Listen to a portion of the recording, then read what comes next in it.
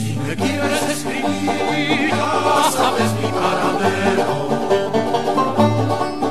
Si me quieres escribir, ya sabes mi paradero. En el frente de Gandesa primera línea de fuego. En el frente de Gandesa primera línea de fuego. J'ai fait un long travail sur ces hommes, mais je dois dire que déjà en 1998, j'ignorais complètement que Paris avait été libéré par des Espagnols. Je n'avais jamais trouvé ça dans les livres d'histoire français. C'est justement un de ces vieux Espagnols qui n'avait pas participé dans la libération, mais qui m'a parlé de ces hommes. Et il m'a parlé à travers une photo. Une photo qui elle est petite ici, mais vous allez la voir. C'est une photo des soldats. Vous la voyez. Il m'a montré cette photo et il m'a expliqué que cette photo était faite en Angleterre.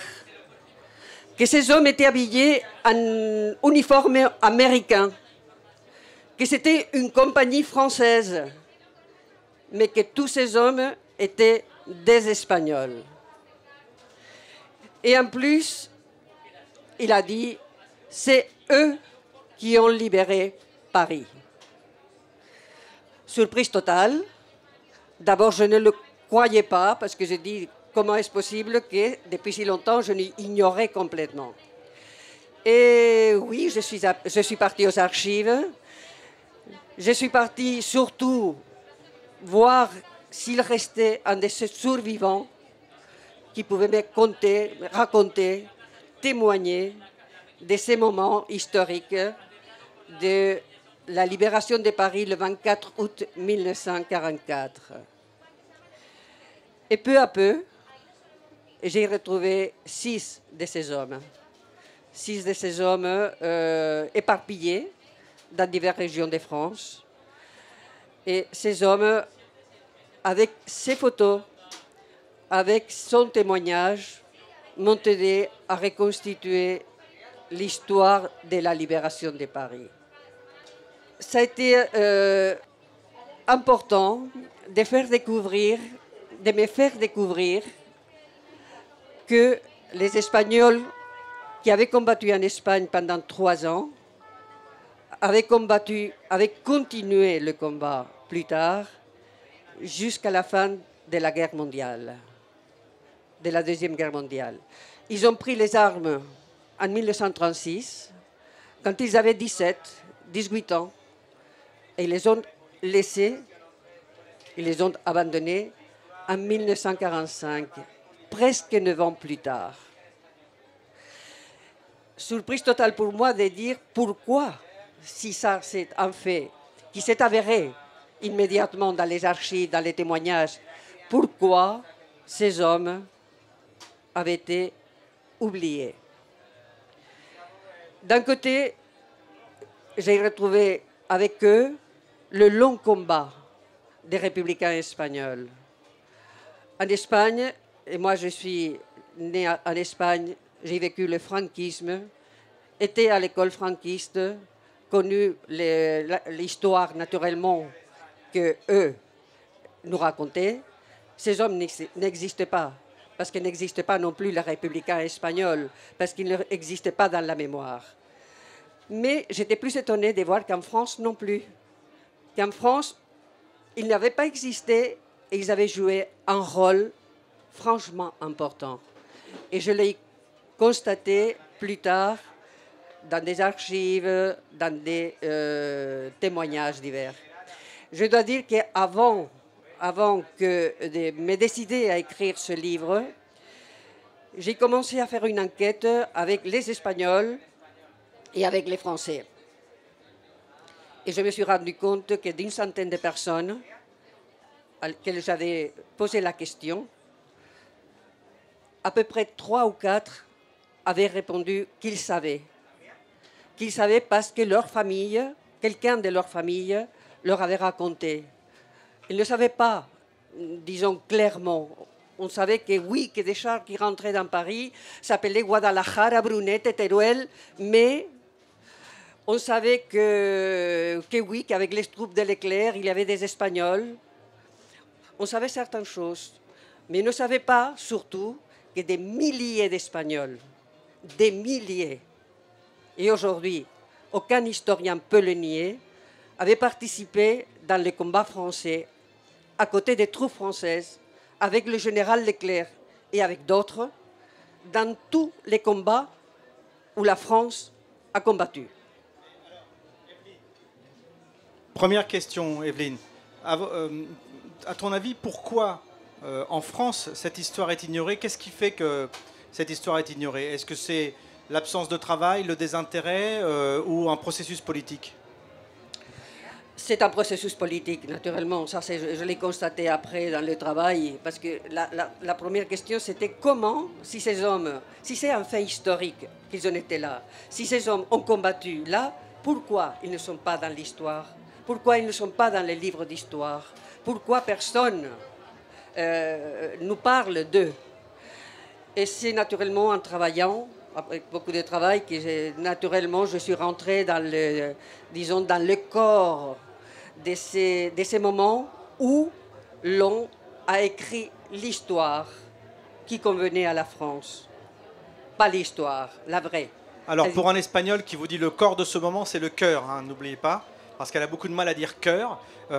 Maintenant, elle va me dire, est-ce que le moment important de l'effacement et du changement de la mémoire de la résistance et de la libération de la France n'a pas été la prise de pouvoir par De Gaulle et le gaullisme en 1958? Bon, j'ai compris plein de choses et il faut être honnête sur cet aspect-là, parce qu'effectivement, c'est De Gaulle qui l'a fait. C'est De Gaulle qui l'a fait, mais j'ai constaté aussi comment pour lui ça avait été dur en Angleterre. Il fait l'appel du 18 juin en 1940 et il arrive à Paris le 25 août 1944. Pendant ces temps-là, il y a eu une souffrance énorme pour que la France existe. Et c'est là qui m'a fait comprendre, et presque naturellement comprendre tout simplement, que lui, il devait unir la France plus tard, parce que ce qui était dans le fond, c'était que la France n'avait pas été si résistante que l'histoire le racontait. L'histoire, la France a été pendant très longtemps, disons, moins combattante de ce que raconte l'histoire française, qui ont raconté ceux qui ont écrit l'histoire et ceux qui se sont accommodés de l'histoire. Et naturellement, quand De Gaulle rentre le 25 août, il y va directement à l'hôtel de ville et il y a cet fameux discours Paris libéré par soi-même et quelque part la France libérée par les Français. L'histoire est écrite à ce moment-là et l'histoire est devenue l'histoire française. Et j'imagine que beaucoup de Français ont dû se dire, eh bien moi, c'est celui-là. C'est lui qui a combattu pour libérer Paris, c'est lui qui a combattu pour libérer la France. Mais les livres, les témoins, les archives montrent que même dans les derniers temps que De Gaulle était en Angleterre, il n'y avait que quelques milliers de Français avec lui. Et son courage a été de réussir justement à s'approprier de l'histoire et d'unir la France pour que la France existe, tout simplement. Ça, donc, c'est ce que tu dis, c'est que De Gaulle a joué sur la communication, sur le récit historique pour le tourner d'une façon nationaliste et à son avantage et récupérer la légitimité du combat national.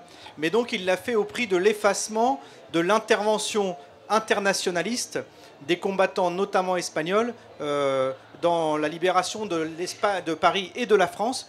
Mais comment se fait-il qu'il y avait autant de milliers d'Espagnols combattant en France contre les armées allemandes? Voilà, c'est ça, disons, le début de l'histoire.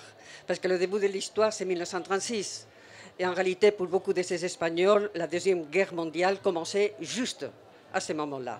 1936, le combat contre le nazisme, le combat contre le fascisme, à travers l'Allemagne, l'Italie et le Portugal, qu'on oublie aussi, et qui avait envoyé à Franco 21 000 soldats.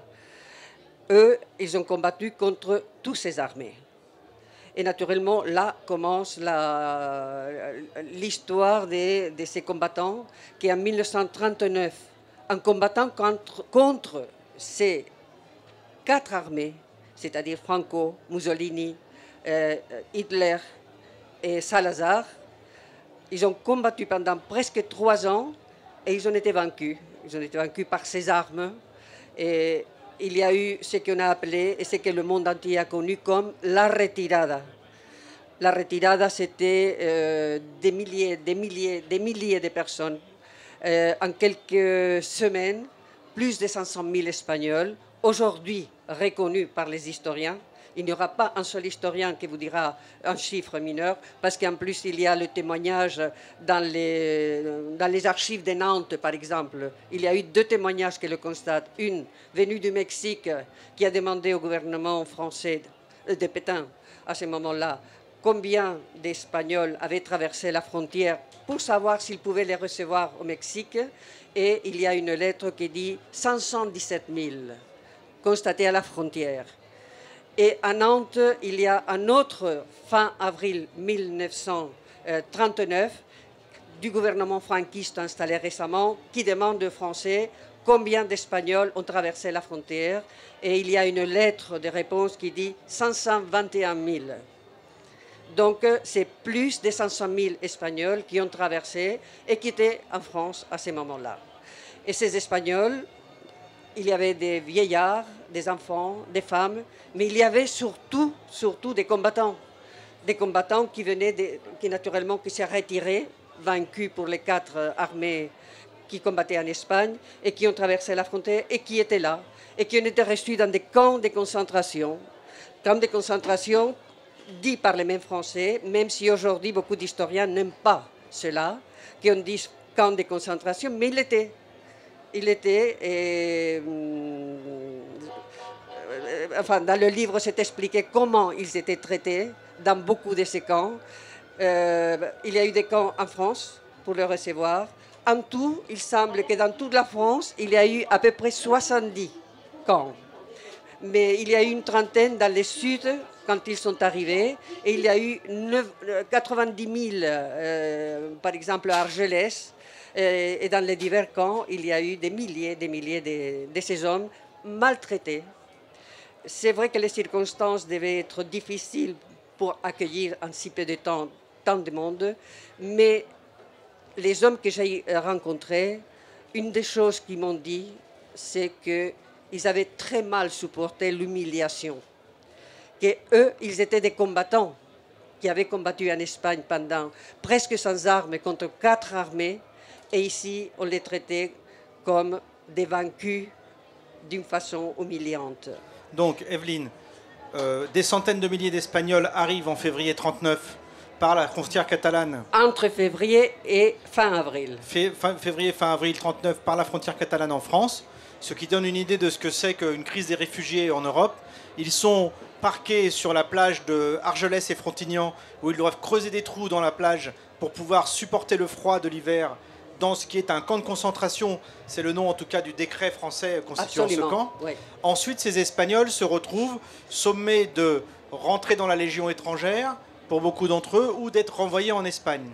Absolument. À ce moment-là, la majorité d'entre eux, des combattants, font le choix de la Légion étrangère, et les voilà dans l'armée française, combattant les Allemands, jusqu'à la débâcle de 40. Comment ça se passe ensuite ? Il faut dire que de toute façon, que c'est les premiers combattants, parce que les premiers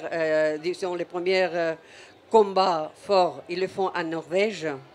Après, ils passent en Afrique et ils combattent en Libye, Bir Hakeim, El Alamein, Tunis, toutes ces grandes batailles de la Deuxième Guerre mondiale. Les plus grandes batailles de la Deuxième Guerre mondiale, elle est pleine d'Espagnols. Il y a des milliers qui sont morts là-bas, il y a des milliers qui sont combattus et qui partent du moment que le général Leclerc arrive en Afrique du Nord et crée la 2e division blindée. Ces Espagnols sont là, à côté de lui. Ils partent immédiatement et participent naturellement depuis à la libération de l'Europe. Ils partent du nord de l'Afrique en Angleterre. De l'Angleterre, ils rentrent en France. Pas le 6 juin, quand débarquent les troupes américaines. Ils arrivent à la fin du mois de juillet. Et ces hommes vont combattre en Normandie, vont libérer Paris et sont arrivés jusqu'au nid d'aigle de Hitler. Il faut dire que c'est justement la 9e. Tout à l'heure a été dit, on va parler plus tard de la 9e. Non, c'était la 9e. La 9e était les compagnies du général Leclerc, de la division du général Leclerc. Il y avait un bataillon, et dans ces bataillons, il y avait des compagnies. Et il y avait la 8e, la 10e, la 11e, mais il y avait la 9e. Et il y avait la 9e parce que des 160 hommes, des 160 combattants, 146 étaient des Espagnols. C'était le seul qui avait des officiers espagnols. Et disons, les Alftrac, qui c'était une espèce de tanquette de l'époque, s'appelaient Guadalajara, Brunete, Teruel, Ebro, Guernica. C'était les noms des principaux combats de la guerre d'Espagne. Alors voilà, donc les Espagnols dans la libération de la France et de Paris. Comment s'est passée l'arrivée de la division Leclerc à Paris nous avons là une affiche avec la photo de Amado Granell. Qui était Amado Granell? Amado Granell, c'était le deuxième de la 9e. Il y avait le capitaine Dron qui dirigeait, c'était un Français qui dirigeait la 9e, et le deuxième, c'était Amado Granell. Amado Granell, oublié de l'histoire complètement, c'est le premier homme, le premier combattant, le premier officier qui rentre dans Paris, qui arrive. Naturellement, il faut lire l'histoire parce qu'elle est passionnante. C'est un homme extraordinaire. Il arrive à Paris, place de l'Hôtel de Ville, et il dit aux troupes qui sont déjà à la porte d'Italie, envoyez des renforts. Et les hommes de la 9e qui sont là, parce que c'est une compagnie de choc, ils vont toujours en avant. Ils sont déjà aux portes de Paris après des lourds combats avec les Allemands et ils rentrent. Mais Amado Granell est là déjà. Et de l'époque, il y a un seul journal qui s'appelait à l'époque Libération, rien à voir avec l'actuel, sinon à l'époque. Et dans cette page de Libération du 25 août 1944, la photo que vous avez du premier officier français qui est arrivé à Paris, c'est Amado Granell. Le personnage que vous voyez en photo. Alors, et celui-là, c'est Bagnos, c'est les premières Alftrac, c'était les premières... appareil blindé arrivé à l'Hôtel de Ville. Voilà. Avec l'anecdote de la radio qui émettait au moment de l'insurrection de Paris, où le journaliste de la radio libérée parisienne arrive à l'Hôtel de Ville et dit enfin un Français bien de chez nous qui vient nous libérer. Il lui tend le micro au gars qui lui répond en espagnol. Et là, moment de confusion. Alors, Amado Granell et tous les Espagnols de la 9e sont donc dans la division Leclerc. En même temps, il y avait partout en France un certain nombre des milliers de soldats. On estime à 12 000 le nombre de personnes. Combien tu dis, toi? Il y avait beaucoup plus. Parce que ça, c'est une histoire. C'est-à-dire, c'est l'histoire de la 9e et c'est l'histoire des combattants espagnols qui libèrent Paris et arrivent jusqu'au nid d'aigle de Hitler. Mais en même temps, en France, il y avait la résistance. Et dans la résistance, si vous lisez des livres de la résistance, et je vous invite à les lire, vous les avez lus, il n'y a pas de traces d'Espagnols. Par contre, si vous savez quelles sont les batailles les plus importantes en France de la Deuxième Guerre mondiale, Glières, le Montmouchet, le Vercors, la Madeleine, ce sont les principales batailles. Allez voir qui était là. Les 28, c'était dans la résistance française. Il y avait aussi des milliers d'Espagnols. Sa mémoire aussi a été effacée, mais ils étaient là, je vous l'assure. J'ai les preuves et ça paraîtra prochainement, ces combats aussi. Aujourd'hui, c'est l'histoire de la 9e parce qu'il fallait absolument que ces hommes qui avaient été totalement oubliés reviennent à la mémoire. Je crois que c'était justice. Aujourd'hui, il y a beaucoup de gens qui connaissent déjà la Nueve. Le résultat du travail de plusieurs personnes a fait qu'aujourd'hui, à Paris, il y a à l'hôtel de ville, le jardin, juste l'hôtel de ville s'appelle Jardin des combattants de la Nueve. Bien. Et en principe, pardonne-moi, dans quelques semaines, semble-t-il en novembre, à Madrid, pour la première fois, il y aura aussi un jardin dédié aux combattants de la Nueve. Alors, un mot, nous allons passer la parole aux personnes qui souhaitent poser des questions. Merci Evelyne, et ce qui va permettre de développer sans doute la question de pourquoi aujourd'hui restituer cette histoire. Est-ce que restituer cette histoire, c'est ressasser des vieilles histoires ou est-ce que ça, quelle est son importance ou le rôle que ça peut jouer aujourd'hui en Espagne et en France? Je n'ai pas assisté au début de votre intervention, mais quel rapport ils avaient avec les républicains espagnols qui avaient été rejetés sur la France, qui ont été enrôlés d'une manière ou d'une autre dans l'armée française? Est-ce que c'est dans cette mouvance? C'était eux. Pas du tout. On a commencé justement à parler. C'était ces hommes. Mon ex-beau-père était républicain espagnol, il était maire de Tortosa. Il a été à la Nueve?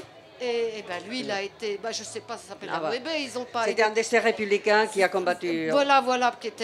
C'était les premiers, voilà. Et donc lui, ils ont été tout de suite enrôlés, les hommes là-bas. Sinon, ils étaient renvoyés chez Franco. C'est pour ça qu'ils se sont beaucoup ont été déportés à Mauthausen. Tout à fait. Voilà. Donc je me demandais, je dis attends. Donc c'est la Nueve, voilà. C'est la Nueve, c'est une compagnie, mais il y a tous ceux qui, étant combattants, ont été pris à Dunkerque. Et c'est les premiers qui ont été envoyés à Mauthausen. À Mauthausen, et qui ne rêvaient que d'une chose, c'est revenir à la fois pour témoigner et pour aller foutre la pâtée à Franco, malheureusement. Ouais. Mon beau-père est décédé avant Franco. En réalité, tous ces hommes, tous ceux que j'ai rencontrés me l'ont dit, ils combattaient naturellement contre les Allemands, contre les Italiens, le fascisme, le nazisme, mais tous m'ont dit, on combattait pour revenir en Espagne. On combattait cela pour revenir, justement, pour libérer l'Espagne. Merci de ce témoignage. Il faut effectivement rappeler que beaucoup d'Espagnols se sont retrouvés à Mauthausen, résistants. Moi, j'ai connu un vieux résistant qui avait fait la guerre civile, le camp d'Argelès, la Légion étrangère, la résistance, la déportation à Mauthausen, et qui ensuite est dans une usine de métallurgie en France jusqu'à la fin de ses jours. L'an dernier, nous avions Pablo Iglesias qui était ici lors d'un colloque en septembre, il y a pratiquement un an jour pour jour, et qui allait déposer des fleurs sur une des plaques en l'honneur de la Nueve à Paris, rappelant pourquoi il était important pour les Espagnols aujourd'hui de retrouver et de restituer le meilleur de leur histoire, et notamment la contribution des Espagnols à la lutte contre le nazisme et à la libération de l'ensemble des pays d'Europe, et que c'était une fierté pour les Espagnols de le faire. Pour les Espagnols, effectivement, ça signifiait pour ces personnes que la guerre mondiale avait commencé en 1936 en Espagne, et qu'ils avaient l'intention d'ailleurs de la finir à Madrid. Ils ont été pour cela trahis par les grandes puissances et par l'accord de Yalta. Ils ont sans doute aussi sous-estimé ce qui est pourtant apparu dès 1936, le caractère subsidiaire pour les principales puissances européennes de l'Espagne et la capacité à l'abandonner à son sort. Toutefois, aujourd'hui, nous avons maintenant dans Paris un certain nombre de plaques en l'honneur des combattants espagnols. Nous en avons ici évidemment à Toulouse, à Tarbes, etc., là où le commandant de la résistance était un Espagnol. Comment est-on parvenu, Evelyne, ces dernières années, à ce que la ville de Paris et les autorités officielles et même le président de la République reconnaissent la place des Espagnols, et pourquoi, malgré ces reconnaissances officielles, les médias les ignorent totalement? C'est une des choses que constamment on se demande. Pourquoi si c'est vrai? Pourquoi si c'est un fait historique? Pourquoi ne pas le reconnaître?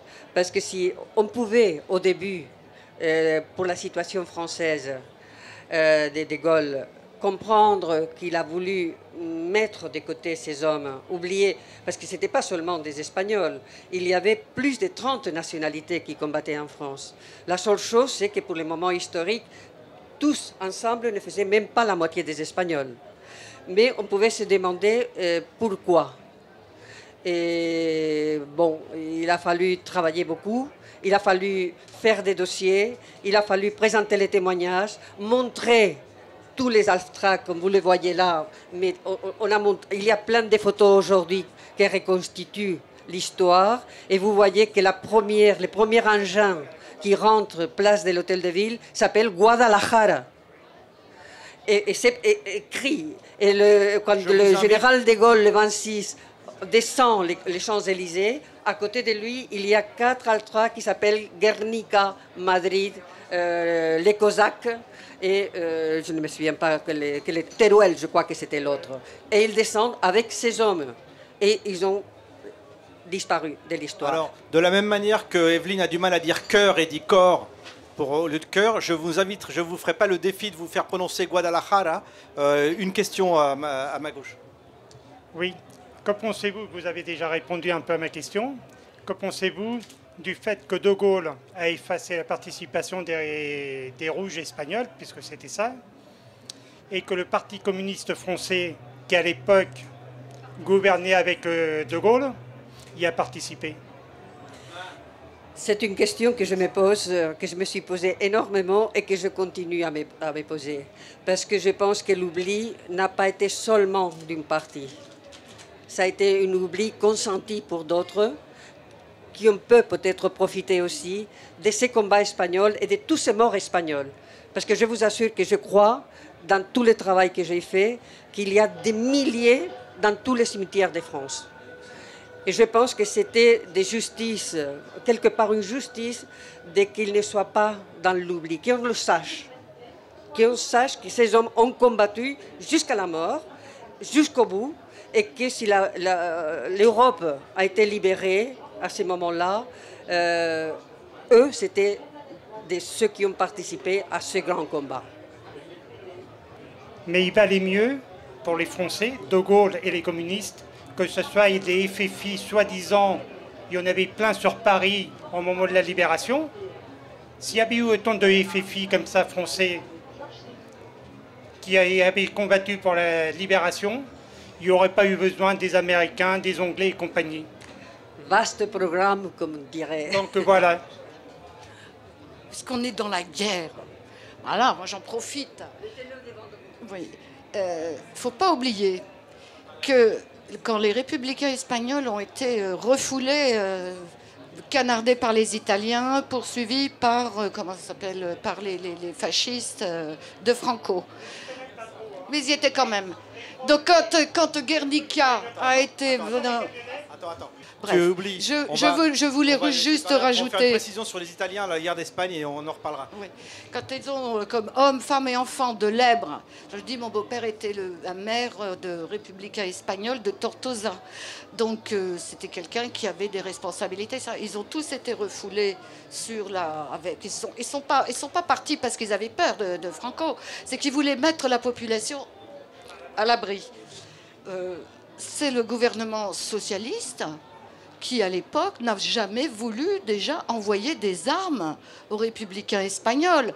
C'est les premiers qui ont trahi les Espagnols, enfin les républicains espagnols, la République espagnole. Et la haine du rouge a toujours existé, la méfiance des rouges a toujours existé, d'autant que c'était des gens qui avaient réussi quelque chose en partie, quoi. Alors, voilà. Vous voyez qu'on est dans un sujet qui peut être passionnant et partir dans tous les sens. Nous n'allons pas refaire l'histoire de la guerre d'Espagne, et qui pourtant permettrait d'indiquer comment l'armée italienne a massacré des Espagnols, notamment lors de la retraite de Malaga, en bombardant depuis la mer la population civile qui fuyait par centaines de milliers Malaga par la route côtière vers Almeria, ce qui permettra d'arrêter de croire que le fascisme italien n'était qu'une passade musicale. Mais l'idée est que nous parlions d'aujourd'hui. En quoi aujourd'hui c'est important? Tu disais tout à l'heure, Evelyne, je reprends cette idée-là, c'est que le maire de Paris, Anne Hidalgo, qui était premier adjoint il y a 10 ans, a joué un rôle important comme fille de républicain, sans doute avec une partie personnelle, pour permettre qu'on retrouve des plaques en l'honneur de la Nueve, parce qu'une partie de son histoire personnelle est restituée. Finalement, elle utilise une place et un pouvoir pour ça. Mais tu disais que récemment, François Hollande, le président François Hollande, avait quand même fait, lors d'un discours sur la libération de Paris récent, avait commencé son discours en indiquant « les premiers à être entrés dans Paris étaient les Espagnols ». Pourtant, bien que le président François Hollande, qui maîtrise les médias qui sont à ses ordres, dise ça, voilà typiquement le genre de choses qui n'apparaît pas dans les médias. Question est, mais pourquoi ? Quelle explication peut-on avoir à ce que même quand le président de la République française le dit, ce n'est pas repris parce qu'on ne veut pas en entendre parler?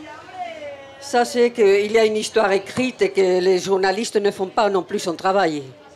Ça, c'est clair et net. Même, par exemple, il y a...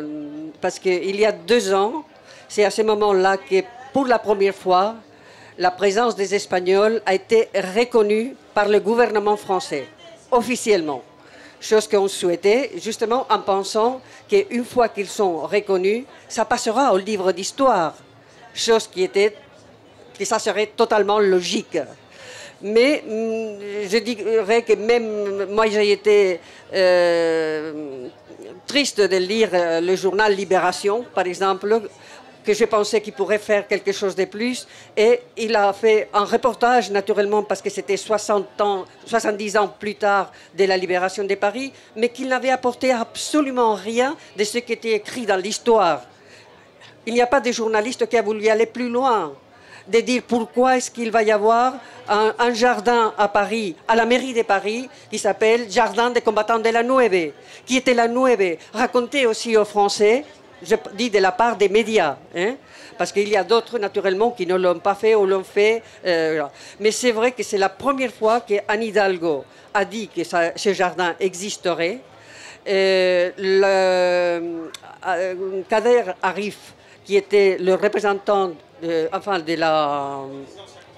anciens combattants, a reconnu au nom de la République française, chose qu'on souhaitait, qu'elle le reconnaisse au nom de la République française, que tous ces hommes étaient là, tous ces combattants étaient là, et que c'était logique qu'ils rentrent dans l'histoire comme fait historique. Que les historiens qui ont travaillé aussi, ignorant la présence de ces hommes, maintenant peuvent savoir, s'ils veulent, s'ils sortent de ces universités pour aller rencontrer aussi autre forme d'histoire, qu'ils peuvent écrire autre chose et rentrer dans les livres d'histoire. Non, où je suis d'accord par rapport à Anne Hidalgo. Ce que je trouve quand même dommage, c'est quand même qu'elle a invité le roi d'Espagne à l'inauguration de la plaque pour la Nueve. Ça, je trouve ça très dommage, parce que le roi d'Espagne, c'est quand même la continuité de Franco. C'est le petit point que je voulais dire. Et le deuxième point que je vais quand même dire, c'est que on parle des républicains espagnols. À Narvik, dans le nord de la Norvège, il y a 500 républicains espagnols qui reposent là-haut et qui ont combattu avec la 13e brigade de la Légion étrangère. Il a été dit tout à l'heure. Ouais, non, mais il y en a 500 qui reposent là-bas. Je ne sais pas si on l'a dit. Oui. Si ah, bon, je sais. Ok, c'est tout. Je sais. Je dois vous dire simplement que le jour du jardin qui a été inauguré, le jardin de la Nueve, là-bas, il y avait Madame Roltangui, il y avait la fille de Roltangui, il y avait 2 résistants communistes qui étaient là. Donc, on pourrait avoir une discussion sur cela, mais c'était un fait.